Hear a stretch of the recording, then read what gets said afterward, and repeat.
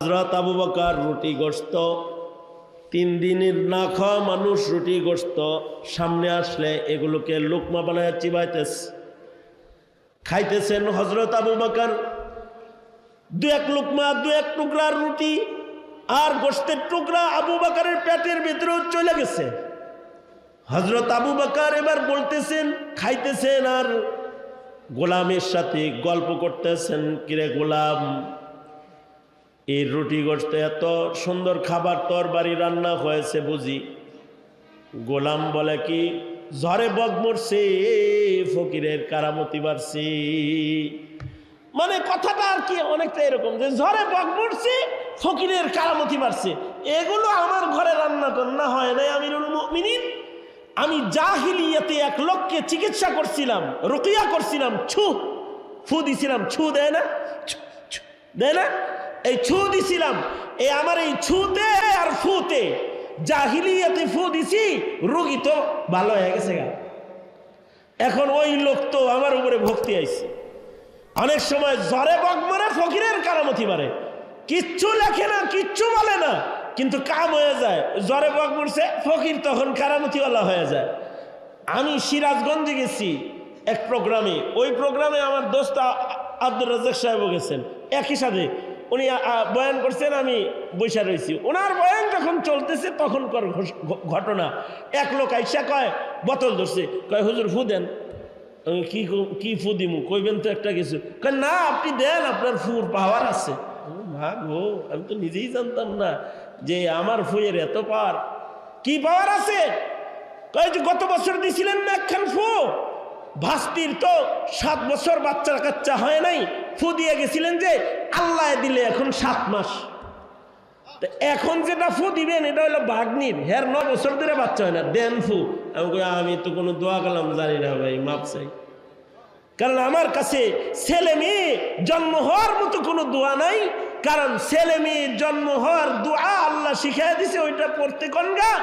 সন্তান দেনেওয়ালা জাত হইলেন আল্লাহ, আল্লাহ বাচ্চা দিবেন।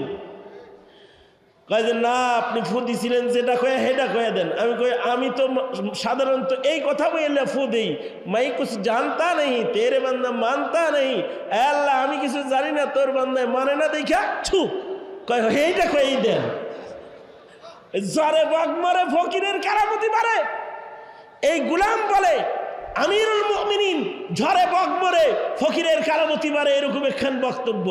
আমিরুল মুমিনিন, আমি একজন রে ছু বলছিলাম, সে তো ভালো হয়ে গেছে গা। সে গরিব মানুষ, কখনো আমাকে খাবার দাবার খাওয়াইতে পারে নাই, হাদিয়া তোহফা দিতে পারে নাই।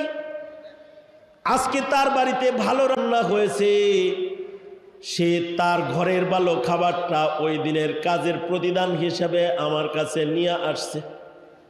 নেন, মেহেরবানি করে খাবারটা গ্রহণ করেন। আমি গ্রহণ করছি। আমি ভাবলাম আপনি 3 দিনের না খাওয়া, আপনাকে খাওয়াই, তাই আপনার জন্য হাদিয়া এনেছি। আবু বকর তো এই উম্মতের সবচেয়ে বড় মুত্তাকি, নবীদের পরে যার সবচেয়ে বেশি সম্মান, তিনি তো হযরত সিদ্দিকে আকবর। হযরত আবু বকর সবচেয়ে বেশি সম্মানী, সবচেয়ে বেশি মুত্তাকি। আবু বকর বলে, এরকম একটা খাবার আমারে দিলা যা সন্দেহযুক্ত। ভাই, জাহিলিয়াতে যে দম করছিলা তখন কি আল্লাহর নামে ফু দিছিলা নাকি বিসমিল্লাহ বইলা? সে লোক কয়, হযরত, আমি তো তখন মুসলমানই হই নাই, আল্লাহরে তো চিনি না, তখন অন্য কোনো নামে দিছি, গায়রুল্লাহর নামে ফু দিয়া সেই খাবার আমাকে খাওয়াইছো। এই খাবার পেটে থাকা অবস্থায় আমি আবু বকরের যদি মরণ হইয়া যায়, আর আল্লাহ যদি আমাকে জিজ্ঞাসা করে গায়রুল্লাহ নামের খানা তোমার পেটে কেন, কি উত্তর আমি আল্লাহর আদালতে দেব বলো? হযরত আবু বকর পেরেশান হয়ে গেলেন, খাবার বন্ধ করে দিলেন। 3 দিনের না খাওয়া মানুষ যতটুকুন রুটি গোশত খাইছেন, এইটাকে বের করার জন্য পাগল হয়ে গেলেন। মুখের ভিতরে উঙ্গুলি দিয়ে বমি করার চেষ্টা করতেছেন। একজন বলে, আবু বকর এমনটি কেন করেন?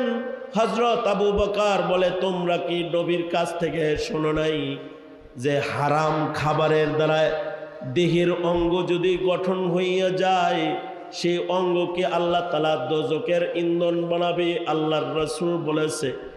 তাই আমি চাই লাত উজ্জা গায়রুল্লাহর নামের খানা যেন আমি আবু বকরের পেটে হজম হয়ে আমার দেহে লাইগা না যায়। তাই এটাকে বের করার জন্য আমি পেরেশান হয়ে গেছি। হযরত আবু বকর এত জোরে জোরে মুখের ভিতরে অঙ্গুলি মারলেন, শেষ বেলায় বমি হইল। ওই গোশতের রুটির টুকরাটাও বের হয়ে গেল যেটা আবু বকর খেয়েছিলেন। অর্থাৎ আল্লাহর ভয়ে আবু বকর এক টুকরা গায়রুল্লাহর নামের খানা নিজের পেটে হজম করায় নাই। আর আমরা তো আঙ্গুল ফুলে ফুলে কলা গাছ। সুদকে সুদ মনে হয় না, ঘুষকে ঘুষ মনে হয় না, আর পাবলিকের টাকারে নিজের টাকা মনে হয়, রাষ্ট্রের টাকাকে নিজের টাকা মনে পাচার করে বিদেশে পাঠায় দেয়। আঙ্গুল ফলে রাতের অন্ধকারে কলা গাছ হয়ে যায়। হালাল হারামের কোনো তমিজ নেই। এটা সুদ, চিন্তা করার টাইম নেই। ঘুষ, চিন্তা করার টাইম নেই। এটা রাষ্ট্র সম্পদ, চিন্তা করার টাইম নেই। কেন আমাদের এই হালাত? আমাদের এই হালাতের একমাত্র বড় কারণ হলো খাশিয়াতে খোদাবন্দি আমাদের ভেতরে নাই। এ কারণে আমরা পাপাচারকে পাপ মনে করে ওটাকে ছাড়তে পারি নাই। ইমাম মালিকের ভেতরে এসেছে হযরত উমরের কাছে দুধ হাদিয়া আসছে। দুধ হযরত উমরও পছন্দ করতেন, আল্লাহর পছন্দ। দেখেন না মানুষে আল্লাহ দুধ খাওয়ায় প্রথমে, নবীজিরও পছন্দ, হযরত উমরেরও দুধ পছন্দ। হাদিয়া আসছে আর দুধ হযরত উমর পান করে ফেলেছেন। পরে জিগাইতেছেন, তোমার এই দুধ কোত্থেকে আসলো? তোমার বাড়ির পালা কোনো হাইওয়ানের স্তনের দুধ? তো আগন্তুক বলে, না আমিরুল মুমিনিন, গরিব মানুষ, উট ছাগল গরু কোত্থেকে পাবো? এই দুধগুলা বাইতুল মালের দুধ। বাইতুল মালের উট ছাগলের যে দুধগুলো গরিবদেরকে সাদাকা করা হয়, এটা আমাকে সাদাকা করেছে, সেইটা আমার বাড়িতে আসছে। পরে আমি আমনের জন্য নিয়ে আইছি। সে ফতোয়া শুদ্ধা বলতেছে, অসুবিধা নাই, অসুবিধা নাই, আমার জন্য সাদাকা, আপনার জন্য হাদিয়া, খায়ালান। হযরত উমর বলেন, ফতোয়াও তো ঠিক আছে, কিন্তু এই দুধ পেটে লইয়া যদি আমি উমরের মরণ হয়ে যায়, আর আল্লাহ যদি আমাকে বলে, উমর তোমার খেলাফত শাসন আমলে তোমারই বাইতুল মালের দুধ তোমার পেটে যে দেখা যায়, ওই সময় ব্যাখ্যা দেওয়ার মতো যোগ্যতা এই উমরের আল্লাহর আদালতে দাঁড়ায় ব্যাখ্যা দেওয়ার যোগ্যতা নাই।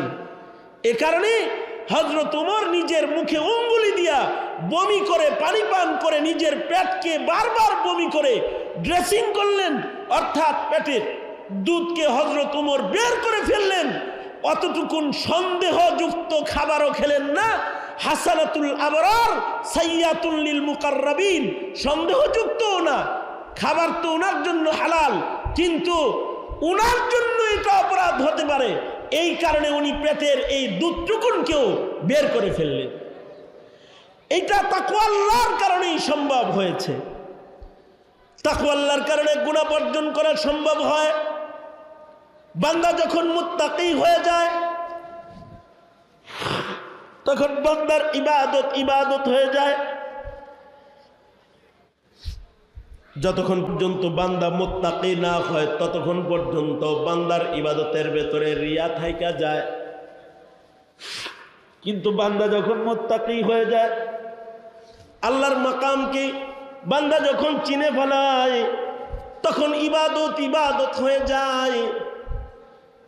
তখন ইবাদতের দ্বারায় সে গর্বিত হয় না, ইবাদতের দ্বারায় কোনো রিয়া তার ভেতরে আসে না। যার তাকওয়ার এর রং যত বেশি হয়, তার মর্যাদা আল্লাহর আদালতে তত বেশি হয়। আল্লাহর মাকাম যে যত বেশি বুঝতে পারে আর আল্লাহকে ভয় করতে পারে, তার মর্যাদার সম্মান তত বেশি হয়ে যায়। যেমন ইমাম জাইনুল আবেদিন রাহমাতুল্লাহি আলাইহি, হযরত হুসাইনের সন্তান ইমাম জাইনুল আবেদিন হজ্জে বাইতুল্লাহতে রওনা করেছেন। হজের সফরে যাইবেন জাইনুল আবেদিন। ইহরামের কাপড় পইরা উটের পিঠে বসছেন আর লাব্বাইক তলবিয়া পড়তেছেন। আশ্চর্য, হজে যাইতেছেন কিন্তু তলবিয়া পড়া অবস্থায়, হজের সফর শুরু করেছেন তলবিয়া পড়া অবস্থায় উনি অজ্ঞান হয়ে গেছেন, বেহুশ হয়ে উটের পিঠ থেকে বালুর ভেতরে নিচে গড়ায় পড়ে গেছেন।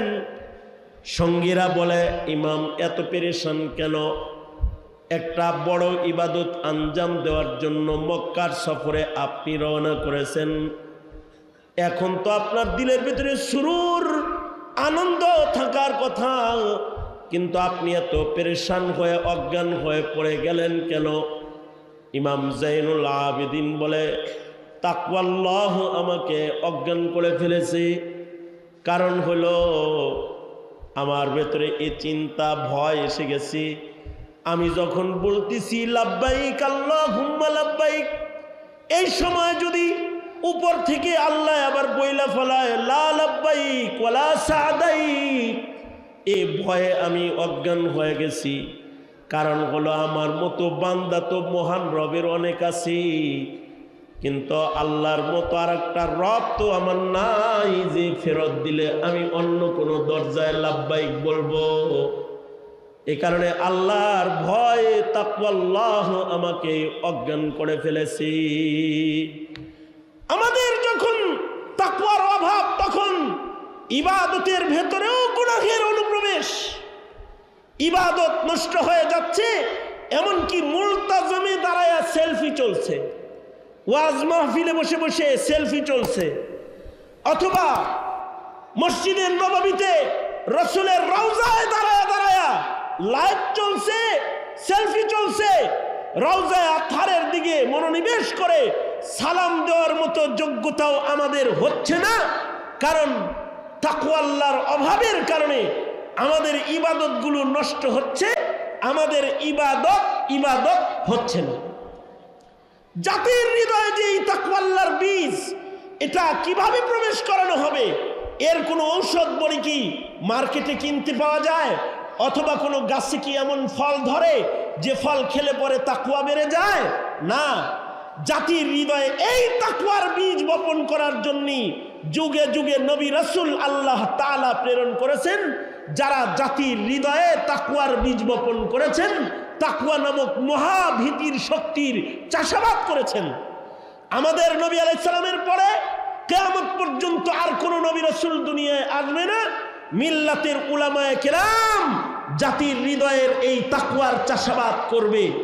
বাতিলরা জানে যদি জাতি মুত্তাকি হয়ে যায়, তাহলে মুত্তাকিদের বাজারে কাফের, মুশরিক, নাস্তিক, মুরতাদ আর পশ্চিমাদের মার্কেট গরম করা যাবে না, এটা ওরা জানে। এখানেই যারা তাকওয়ার মার্কেটকে গরম করবে, যারা তাকওয়ার চাষাবাদকে জাতির হৃদয়ে সেট করবে, তাকওয়াল্লাহ, তারা আজ জেলখানায় বন্দী হয়ে যায়, তাদের হাতে হাতকড়ি পড়ে যায়, তারা নির্ধারিত আইনের আওতার ভেতরে পড়ে যায়। আর যারা জাতির চরিত্র নিয়ে টানাটানি করে, পশ্চিমা আর প্রাচ্যের পাশ্চাত্যের অপশক্তির শেল্টারে তারা আজকে দেশের মরল হয়ে ঘোরাফেরা করতে থাকে, মরলগিরি করতে থাকে। আর যারা তাকওয়ার চাষাবাদ করবে, তারা হয়ে যায় বন্দিশালার খাঁচার বন্দি। এই যে হালাত, এই হালাতকে ঠেকাইতে হবে। যদি ঠেকানো সম্ভব না হয়, তো মুসলমানের বাজার থাকবে, মুসলিম থাকবে না, মসজিদ থাকবে, ইবাদত থাকবে না, খানকাহ থাকবে, কিন্তু সালেকিন থাকবে না। হ্যাঁ, তখন শরাবখানা রমরমা হবে, নাচ গানের রাজত্ব প্রতিষ্ঠা হবে, ওয়াজ নসিহত বন্ধ হবে, আর পাপাচারের আসর প্রবল বেগে তারা ধেয়ে উঠবে, চলে যাবে, উপরে উঠতে থাকবে, প্রতিষ্ঠা পাইতে থাকবে। এই যে হালাত, এইটাকে ঠেকানোর জন্য জাতির হৃদয় চাষাবাদের বিকল্প আর কোনো আমল এই মিল্লাতের ভেতরে নাই। সুতরাং এই মিল্লাতের মানুষদের সিনা চাষাবাদ করতে, সিনাকে ইবাদতের উপযোগী করে গড়ে তুলতে মিল্লাতের আলেমদেরকে মেহনত করা অপরিহার্য কর্তব্য, আর জাতিকেও মিল্লাতের আলেমদের কাছে নিজেদেরকে পেশ করা তাদের অপরিহার্য কর্তব্য। আল্লাহ তাআলা আমাদের সবাইকে এই সহি বুঝার তৌফিক দান করেন এবং আমাদের হৃদয়কে তাকওয়ার দৌলত দিয়ে মালামাল করে নিজের খাহেশাত আর নফসানিয়তকে কোরবানি করে আল্লাহর ইচ্ছাকে বাস্তবায়ন করে কদম কদম চার তৌফিক আমাদের আল্লাহ তাআলা দান করেন। আমিন। ওয়া আখিরু দাওয়ানা আলহামদুলিল্লাহি রাব্বিল আলামিন। আসসালামু আলাইকুম ওয়া রাহমাতুল্লাহি ওয়া বারাকাতুহু।